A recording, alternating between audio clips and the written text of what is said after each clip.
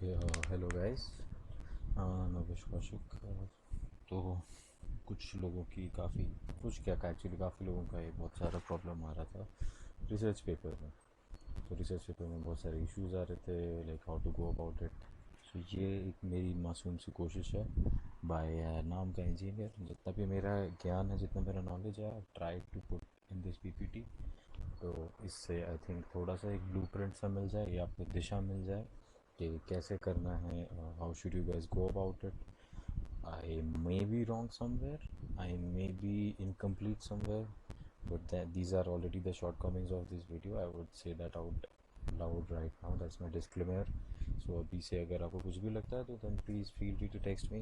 मतलब कुछ भी अगर कमी वगैरह है, एंड मैंने अपनी तरफ से पूरी कोशिश करी है। I could have done better yes, but हाँ ये हैज़ टू बी सी, बस मैंने बनाई है ताकि आपको एक दिशा मिल जाए ना, आप थोड़ा लॉस्ट फील ना करें। एंड कुछ भी अगर फ्यूचर में भी डाउट होता है तो प्लीज़ मोस्ट वेलकम। सब वेले ही बैठे ना वर्क फ्रॉम होम वाले, so please feel free. So I start. हाँ जी, तो सबसे पहले हम बात करेंगे टॉपिक के बारे में। टॉपिक आई थिंक मोस्टली आप सबने लेके सबमिट कर दिया है, तो इस पे ज़्यादा टाइम स्पेंड नहीं करेंगे। टॉपिक आप सब ने ले लिया, और उस पर क्या क्या होना चाहिए, background research something that affects us being original needs to be specific. And specific पे मैंने जोर इसलिए दिया है क्योंकि this is what most of the mentors ask for and the research paper guide ask for, and यही करना चाहिए। ये टॉपिक्स आप सबमिट कर चुके हैं ना, एग्जांपल आई थिंक ये मैं आपके ग्रुप्स में भी पोस्ट कर चुका हूँ। क्योंकि स्पेसिफिक टॉपिक मीन्स आप एग्जैक्टली बताएंगे आप क्या करना चाहते हैं। स्टडी ऑफ कंज्यूमर बिहेवियर, मेरा यहाँ ऑब्जेक्टिव क्या है कि मुझे जो कंज्यूमर बिहेवियर टूवर्ड्स फलाना फलाना, तो मैं देखना चाहता हूँ कि मैं कंज्यूमर बिहेवियर पढ़ना चाहता हूँ, दैट्स माई ऑब्जेक्टिव। तो मैं उसको असेस करूँगा, एनालाइज करूँगा, ठीक है। And then place is important, this is what makes it specific. geographical location and the product category like health and wellness food products, and इधर Britannia cheese in the Horeca segment in Pune. So this is how we make our topic specific, and this is an example of a good specific topic. तो आगे बढ़ते literature review. Literature review guys is really really important. This is basically इसका definition भी आप Google up करोगे वो पढ़ने की बजाय, मैं आपको सिंपल बता देता हूँ। इसमें आपको वो भरना है जो भी आपने रेफरेंस पेपर से लिया, ठीक है। आप अपने जो भी रेफरेंस पेपर, रिसर्च पेपर्स या जर्नल्स देख रहे हैं, उनकी क्या फाइंडिंग्स थी, उनकी क्या अप्रोच थी, उन्होंने कौन से टेस्ट लगाए, क्या क्या चीज़ें थी, वगैरह वगैरह। आपने उनसे जो भी ज्ञान लिया, उनकी फाइंडिंग्स क्या थी, उनके सजेशंस वगैरह, कंक्लूजन, उन सबको आप एक समरी में लिखिए कि मैंने इस पेपर से ये लिया, इस पेपर से ये लिया, उससे मैंने ये सीखा, ये सीखा, वो सब आप एक पैराग्राफ बनाते हैं। This is an initial part of a research paper. So ये सब एक इम्पॉर्टेंट पॉइंट होता है। तो ये आप भर दीजिएगा उसमें शुरू में। तो अब आगे बढ़ते हैं research objective. So what I am told is that आपको 18th को आई थिंक सबमिट करना है research objective and hypothesis also, right. So ज़्यादा स्ट्रेस ना लें, हाइपोथेसिस ऑब्जेक्टिव ज़्यादा परेशानी की बात है, थोड़ा ठंडे दिमाग से सोचेंगे। आगे बढ़ते हैं। रिसर्च ऑब्जेक्टिव में what basically is simple definition as the word itself tells it. Research objective describes concisely what the research is trying to achieve. मतलब मेरा ऑब्जेक्टिव क्या है, मेरा उद्देश्य क्या है रिसर्च करने का।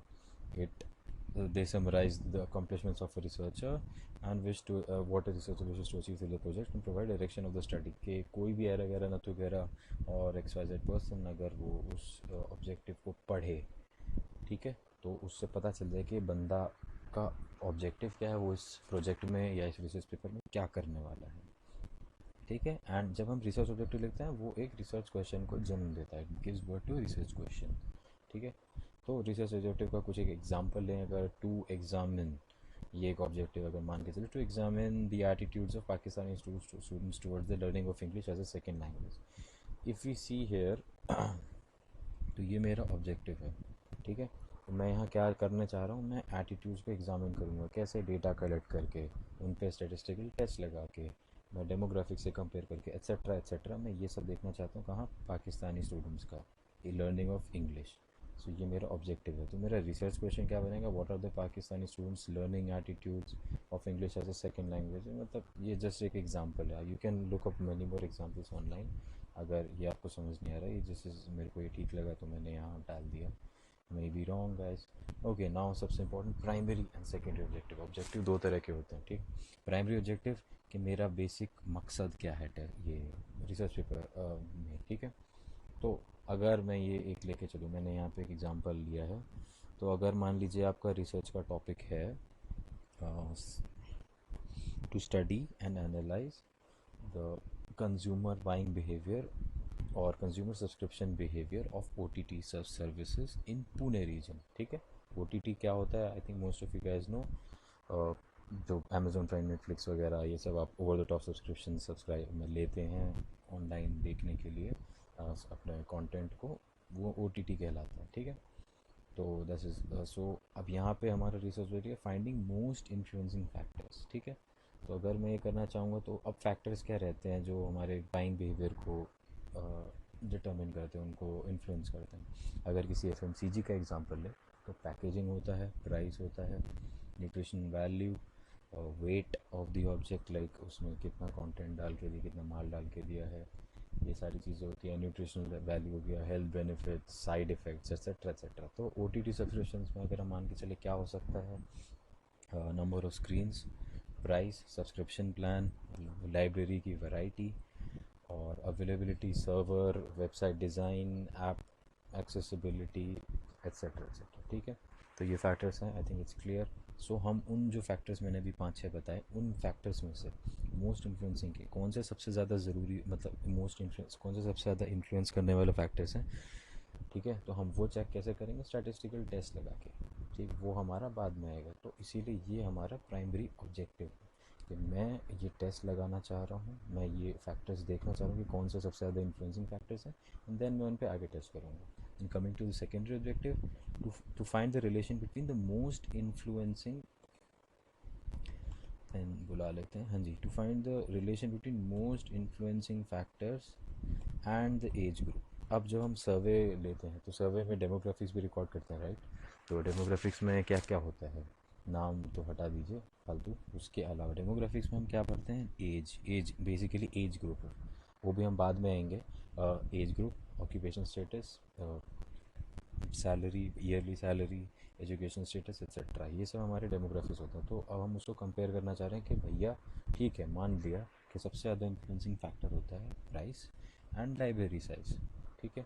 तो वो उसका और एज ग्रुप का कोई रिलेशन है, मतलब कि अगर मैं एक पर्टिकुलर एज ग्रुप या किसी particular sorry in most sorry कोई पर्टिकुलर एज ग्रुप क्या इन्फ्लुएंसिंग फैक्टर से रिलेटेड है, कोरिलेशन है, उनका कोई सिग्निफिकेंट रिलेशन है, ये देखना ज़रूरी है, ये हमें चेक करना है। तो ये मेरा सेकेंडरी ऑब्जेक्टिव बन जाएगा, ठीक है। तो सिमिलरली मैंने डेमोग्राफिक से ही बस एग्जांपल दिया है, find the relation between most influencing factors and the family income, most influencing factors and the educational status, ठीक है। ये बेसिक एग्जांपल है अगर हम इस केस में मान के चलें, ठीक है, जो यहाँ पे मैंशनड है।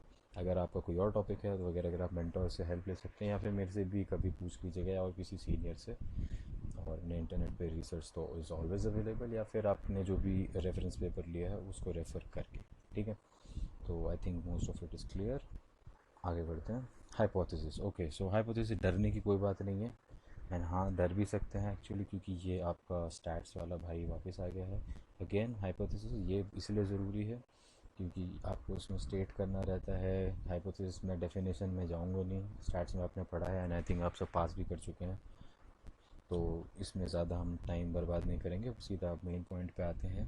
हाइपोथेसिस में हम बेसिकली क्या करते हैं, जैसे हम स्टैट्स में करते थे, ठीक है। तो मैं अगर यहाँ एग्जांपल दूँ, जैसे मैंने इधर, so occupational status, this is a demographic, right. कि आप स्टूडेंट हैं, आप वर्किंग प्रोफेशनल हैं, प्राइवेट कंपनी में काम, गवर्नमेंट सर्वेंट है, फार्मर है, बिजनेसमैन है, अनएम्प्लॉयड है, ठीक है। तो मेरा ऑक्यूपेशनल स्टेटस क्या, उसको मैं चेक क्या करना चाहूँगा, किसी मोस्ट इन्फ्लुएंसिंग फैक्टर से। मान लेते हैं मोस्ट इन्फ्लुएंसिंग फैक्टर आ रहा है प्राइस एंड लाइब्रेरी साइज, ठीक है।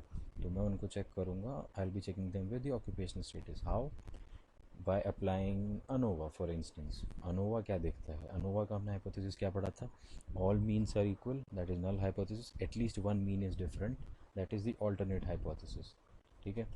तो मेरा इधर नल एंड ऑल्टरनेटिव क्या होगा, the average scores of influencing factors among the respondents, ठीक है, ध्यान से दी, अमंग द रिस्पोंडेंट्स मतलब हमारा सैम्पल साइज, ठीक है। The average scores of the influencing factors among this model do not differ significantly.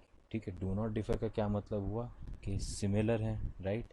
Do not differ means that, so जैसा मैंने क्या बोला था, all means are equal, and यहाँ पे हमने क्या बताया था, at least one mean is different, and यहाँ पे क्या है, स्टेटस डिफर सिग्निफिकेंटली। तो ये अनोवा टेस्ट में है। तो इसी प्रकार से आपको हाइपोथेसिस सेट करनी है, and like it's mentioned and it's followed world wide कि जितने भी आपके हाइपोथेसिस है, each hypothesis sorry each objective will have a separate hypothesis. तो you have to make sure that जो भी आपका टेस्ट है उसके हिसाब से आप अपना हाइपोथेसिस ले। अब कई लोग फंस जाते हैं कि यार मैं काय स्क्वायर लगा रहा हूँ या मैं अनोवा लगा रहा हूँ, तो हाइपोथेसिस क्या होगी। स्ट्रेस नहीं करना, सिंपल एक गूगल सर्च मारने का है कि hypothesis examples for ANOVA test. Hypothesis देखो, वहाँ से उसमें वर्ड्स अपने एक्सचेंज करो और ख़त्म, कोई इशू नहीं है। ये अनोवा का एग्जांपल था ये, क्योंकि मैंने किया था। अगर कोई और है तो अब मेरे से पूछ लीजिएगा, नहीं तो सीनियर से, मेंटर से, नहीं तो ऑनलाइन आराम से easily just one Google search अगर, ज़्यादा मेहनत नहीं लगेगी। ठीक है, आई होप इट्स क्लियर। आगे बढ़ते हैं।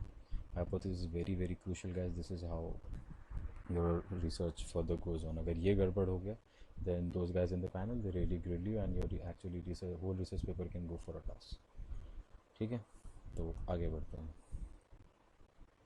क्वेश्चन डिज़ाइन सबसे ज़्यादा ज़रूरी है, this is a very very crucial because sometimes not sometimes and usually what people do is if they usually screw up in the questionnaire design, उनका question में वो पूछते कुछ और हैं, रिसर्च करना कुछ और चाहते हैं, तो फंस नहीं लेना है। ठीक है, क्वेश्चनर बनाओ, अपने मेंटर को दिखाओ, मुझे दिखाओ, किसी और सीनियर को दिखाओ, या फिर अपना जो आपका रेफरेंस पेपर है वहाँ से चेक करो। क्वेश्चनर डिज़ाइन के I will give you some tips and one more quick tip.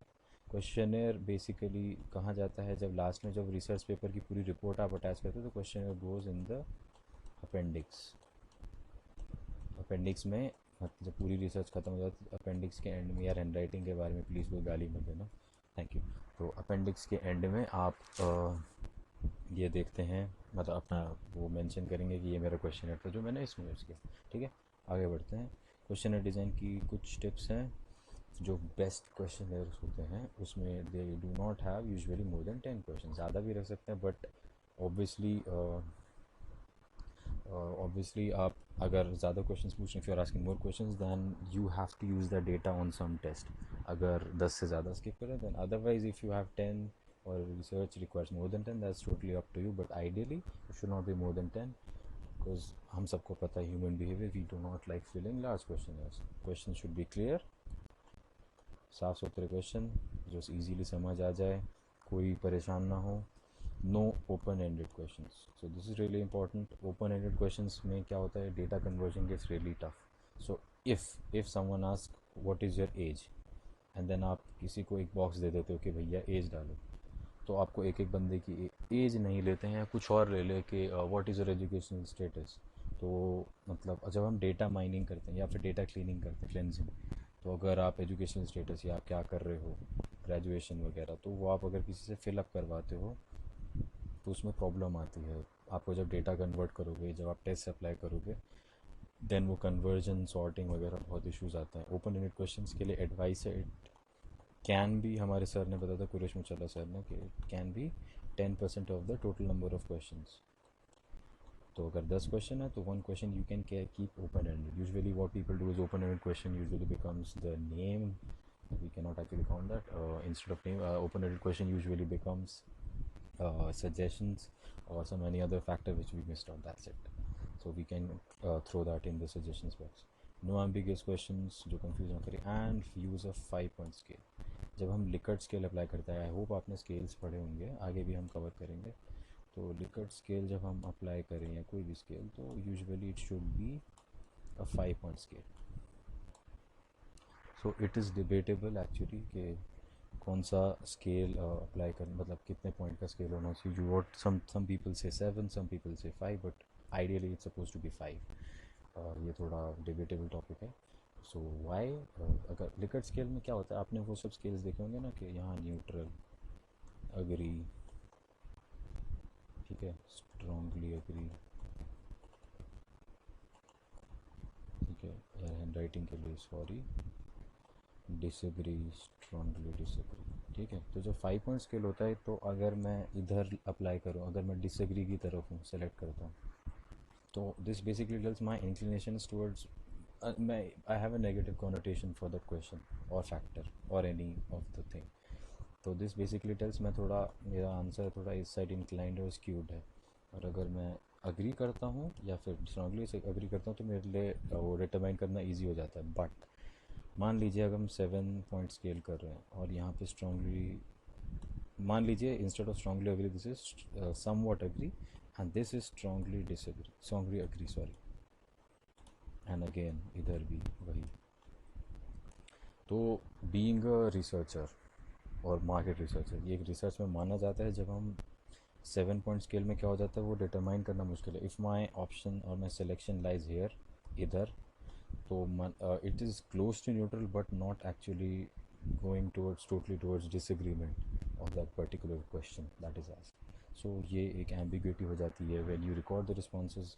So when the softwares actually calculate that, they feel that issue. I hope I'm making sense. If I'm not, then just skip it. Just go for 5 point scale or refer to your mentor.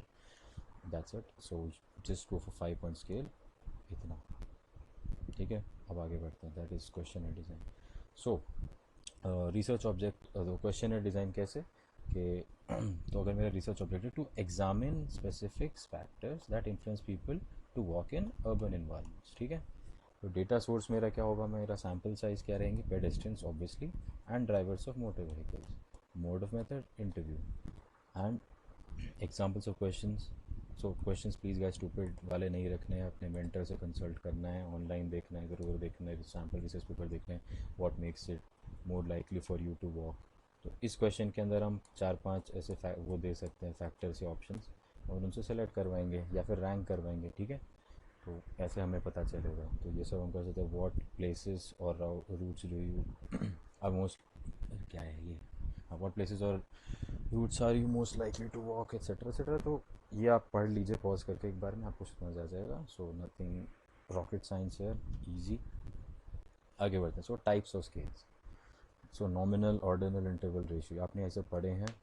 Nominal और ratio scales ये usually हम questioners में मतलब हमारे लिए उतने मायने नहीं रखते. They can be important depending on the research but what we usually care about is when we record our responses from qualitative to quantitative or something other way around or vice versa. The main emphasis is given on ordinal scales and interval scales. ठीक है. Ordinal scales में rank अगर मैं आपको दे दूँ जैसे मैं आपको 5 ब्रांड्स दे दूँ. ठीक है. I give you 5 brands 1 2 3 4 5 and वहाँ पे आपको रैंक देना है कि मैं कौन से ब्रांड को क्या. तो आपका जो रिस्पोंडेंट है वो खुद उसमें रैंक भरेगा. या तो मैनुअली टाइप इन करेगा या फिर गूगल फॉर्म में ऑप्शन होता है वो सब बनाने का table and column. You can choose that. वो करेगा. So that becomes N ordinal scale. So usually ordinal scale is use for the questions जहाँ पे आप गैरेट ट्रैकिंग या फ्रीडमैन टेस्ट लगाना चाहते हैं. You can actually do that. Other than that interval scale is usually used for the people for the types of question. Sorry जैसे मैंने Likert scale बताया some what agree some what disagree somewhat important not important ये सारी चीज़ें. ठीक है. तो ये याद रखना important disagree. So this is really important. ये काफ़ी ज़्यादा यूज़ करेंगे मुझे लगता है. Most of you guys will use this only and ये आपके रिसर्च पेपर में बहुत ज़्यादा मतलब सैम्पल रिसर्च पेपर में हर जगह ये फैला हुआ है. बाकी मेंटर से एक बार पूछ लीजिएगा. इफ स्टिल सम वर्ड और something doesn't make sense please look it up. Please look it up. आप ऑनलाइन देख सकते हैं. This one Google search away. कोई ज़्यादा परेशानी वाली बात नहीं है. हाँ जी. तो tips for recording demography. So जो मैंने पहले मेंशन किया लोग गलतियाँ करते हैं. Don't ask people for specific age. Just give them these age brackets. अगर आप ये कर देंगे it makes them much easier. तो मैं सेलेक्ट कर सकता हूँ 18 to 25. ये सब गूगल फॉर्म से स्क्रीनशॉट लिया मैंने. ठीक है. Education qualification these are the options which are considered good and ideal. ये सब ये डेमोग्राफिक्स में आ जाता है. ये सब आप पूछ लीजिएगा. occupational status just ask all this in your questionnaire and then comes your main thing where you ask मेरे फैक्टर्स के बारे में. अभी वो अगली स्लाइड में समझाऊंगा जी. यहाँ पे स्टूडेंट हैं या फिर पोस्ट ग्रेजुएट हो गया सैलरी वगैरह मंथली ईयरली ये आपकी इच्छा है but always keep brackets. Always keep brackets. ठीक है. अगर ये ब्रैकेट्स नहीं होंगे देन आपको प्रॉब्लम्स आएंगी। So obviously this is example of a good question यार, ठीक है। हाँ जी, सो अगर ये मैंने जैसे फैक्टर एनालिसिस किया था, वो जो मैंने health and wellness food products के बारे में, so these are my factors. ये मैंने Google, I created this on Google form.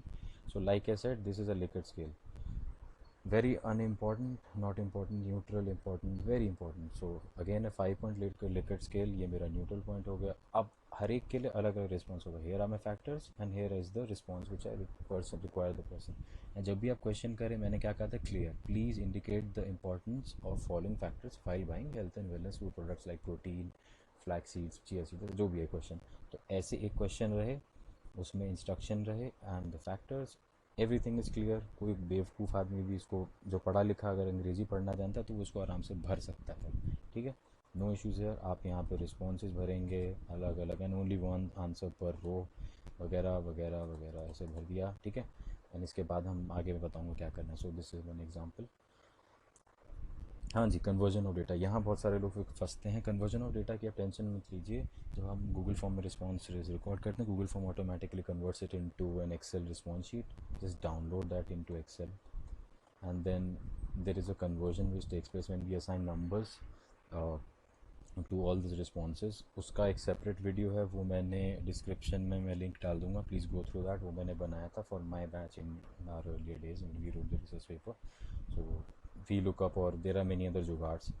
Basically what वो मैं क्या कहना चाहता हूँ, वो आप उस वीडियो को देखेंगे, एक बार समझ आ जाएगा। So please refer to that. You can make the calculations in Excel और SPSS, दोनों आपको सिखाए गए हैं, दोनों के टेस्ट हैं। अगर जो भी टेस्ट लगाने हैं, मैं अगली स्लाइड में समझ आएगा। जो भी टेस्ट लगाने, you can just look it up online, है कोई परेशानी वाली बात नहीं तो मैं बैठा हूँ, इंटरनेट है, गाइड्स हैं, वगैरह वगैरह, सब हेल्प करेंगे आपको, ठीक है। आगे बढ़ते हैं। Statistical test that can be applied, ANOVA जो आपने पढ़ा हुआ है, chi square, factor analysis, Garrett ranking, Friedman test, Cronbach alpha. See Cronbach alpha basically check करके हमें बताता है कि जो मेरे नंबर ऑफ़ रिस्पॉन्सेज हैं, sample responses and the answers, basically वो सब, sample size and the respondents which I have, all these things which I have recorded in my question from my research, क्या वो सही है, क्या वो एक कंसिस्टेंट रिस्पॉन्स है। सो ये चेक हमें करना इसीलिए ज़रूरी हो जाता है क्योंकि कई बार क्या होता है, usually people just for the sake of filling a question, just for this sake of filling the questionnaire, what they do is this just fill in random responses, उससे हमारी रिसर्च ख़राब होती है। तो in order to check that क्या हमारे responses consistent है for any set of questions और the whole thing for that matter, we apply the Cronbach alpha test. Other test जो हैं आई थिंक पढ़ाए गए हैं आपको, अगर नहीं पढ़ाए तो पूछ लीजिएगा मेरे से, नहीं तो मैं लिंक्स प्रोवाइड कर दूँगा। Just ping me once, I am always there. And ठीक है, कौन से टेस्ट का क्या यूज़ है सबको पता ही है मोर और लेस। एंड जो अगर आप एक्सेल में भी टेस्ट कर रहे हैं तो हमें सबसे ज़्यादा ज़रूरी क्या देखना है, पी वैल्यू देखनी होती है, चाहे हम एक्सेल में करें या या SPSS में करें। P value should be less than 0.05। अगर वो उससे ज़्यादा छोटा है, अगर वो 0.05 से छोटा है, then our null hypothesis is accepted, ठीक है। ये जब आप टेस्ट अप्लाई करेंगे, मैं एक और भेज दूंगा जो मेरा रिसर्च पेपर था, जो मेरा रेफ़र भी किया था, अगर उसको आप रेफ़र करेंगे, उसमें क्लियरली मेंशन है, you can easily understand it. And other than that, जब आप लिंक्स देखेंगे इनके, मतलब जब आप ये सब ऑनलाइन सर्च करेंगे, you this number would make more sense, ठीक है। सो आगे बढ़ते हैं। हाँ जी, वे अहेड। अब आपको आगे क्या करना है, सिंपल है। आप क्वेश्चनर बनाएं, उसको गाइड, सॉरी हाँ, नॉट गिवन क्वेश्चन है, सॉरी, पहले अपना हाइपोथेसिस वगैरह उसे सबमिट करें, get it approved, get the question ready, Google play उस पर सर्कुलेट करें, और क्या नाम है, हाइपोथेसिस को प्रूव डिसप्रूव करिए, इफ़ इट्स रॉन्ग मतलब वो सब करिए, रीच ए कंक्लूजन क्या है, मतलब फाइंडिंग्स क्या आई आपकी, ठीक है, पहले वो रिपोर्ट करनी है। Then what do you conclude out of it, then summary and executive summary. Guys, this जब आप पूरा लिख लेते हैं ना, executive summary is what you did in the research, ठीक है, पूरी रिसर्च में आपने क्या तीर मारे हैं, क्या फाइंडिंग्स वगैरह थी, उसको बस शॉर्ट में एक पैराग्राफ में बता के you just have to throw it in the beginning के like it's like a preface. अगर वो कोई पढ़ ले तो आपकी रिसर्च का बेसिक रख समझ आ जाएगा, then you move ahead. So this is really important and keep recording your bibliography. यहाँ हम लोग बहुत गलती करते हैं, क्योंकि हाँ जब when we are writing a research paper for writing a bibliography there is a specific format. ऐसी जो भी मैंने google.com या फिर ये सब सोर्सेज नहीं लिखते, you you give proper links, या फिर एक फॉर्मेट होता है APA या MLA फॉर्मेट, वो अपने गाइड से पूछ लीजिएगा कि जो भी हमने जर्नल्स को रेफ़र किया है, कौन सी वेबसाइट को रेफ़र किया है, कौन से डेट, कौन से टाइम, कौन से महीना एक्सेट्रा तो उसको विज़िट किया था, और कौन सा बुक्स यूज़ करें, उसको हम उसमें मेंशन करते हैं। There is a specified format, there are many websites which do that. अगर ये डाउट है तो ये बाद में पूछ लेना, मेरे से कोई इशू नहीं है। सो ये बेसिक है, ठीक है। So that's all from my side, guys. Atmanirbhar bane. Thank you. I hope I made sense, and I hope I made sense. मैंने अपनी तरफ से पूरी कोशिश करी। अगर कोई इश्यूज़ हैं, कुछ भी है, तो जस्ट पिंग मी। जस्ट अगर मेरे से कोई गलती हुई कहीं पे तो देन माफ़ी चाहता हूँ। मैंने अपनी तरफ से कोशिश किया, and I hope you guys like it. जितना इससे हेल्प ले सको ले लो, हमसे, सीनियर से। टेंशन मत लो, this will pass, and it's basically good learning experience. So don't chill, मतलब sorry, don't freak out, just chill, ठंडे दिमाग से, we'll get this through, and stay safe, stay home, bye, good night, या फिर good night, जो भी है, thank you.